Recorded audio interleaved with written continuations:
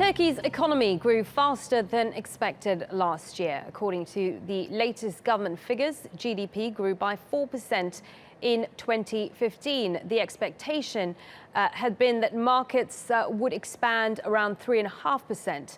Well, for the last 3 months of the year, the economy surged by 5.7%.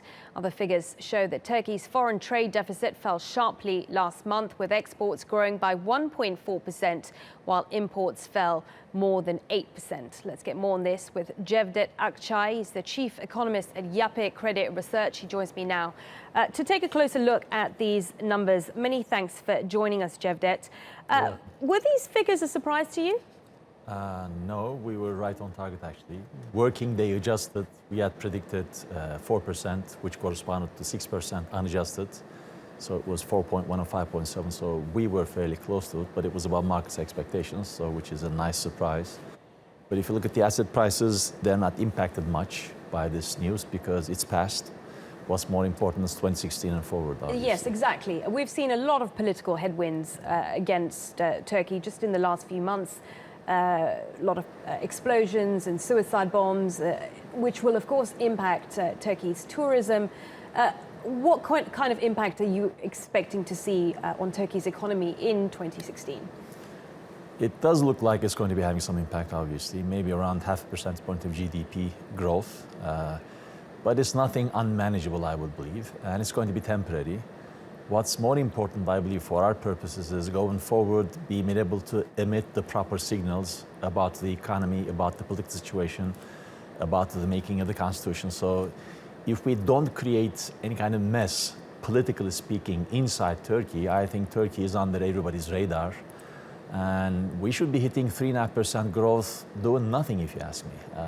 So we hit 4% fairly easily. Giving the proper signals, I think, it's around 4.5% growth. That's very easily doable for Turkey, but provided we don't create any kind of mess ourselves. I.e., things don't get worse.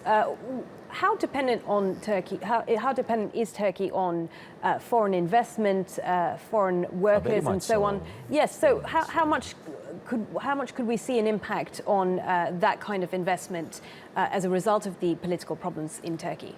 Well, we've seen that in 2015, actually, because these numbers, our headline numbers, are very, very good if you look at them, fairly good, I would say, maybe not very good, but fairly good. The composition of growth is much better than 2014, so that's an improvement as well. But if you look at the funding of growth, which the current account deficit reflects to a large extent, we had roughly $32 billion of current account deficit, and when you look at the financing of that, it's roughly $10 billion of reserve erosion by the central bank, around the same amount of net resident emissions, which is money that is the resource that you don't identify, you cannot identify with respect to a source, obviously. And again, the same amount, roughly $10 billion from the usual suspects, which is the usual sources of funding. So $20 billion coming from very, I would say, quote unquote, unhealthy sources in the funding of your growth is a danger signal, obviously. So that is not sustainable. This composition, if it is sustained, is very good, given the environment we're living in. But yes, the funding of growth has to be improving quality-wise. When you look at Turkey's neighbours, Britain, France, Germany, other countries in Europe, not necessarily doing as well as Turkey. So what is behind Turkey's resilience? That's not the bunch to compare Turkey to, obviously, because you should be comparing Turkey to the countries in the EM realm. And specifically within the EM realm, not to energy exporters, but to energy importers. So energy exporters are doing horribly, obviously, Brazil, Russia, etc. But if you look at the energy importers like India, Indonesia, they've been doing much better than Turkey, actually. So that tells you, at least hints at the fact that we could have done better, but we haven't. We're doing okay, maybe better than okay, but we could have done better. And I think the reason we haven't been able to do better than this is because of the idiosyncratic shocks that we created inside Turkey ourselves for the last 2 years. Okay, many thanks for your time and talking us through that. Cevdet Akcay, an economist there. Many thanks.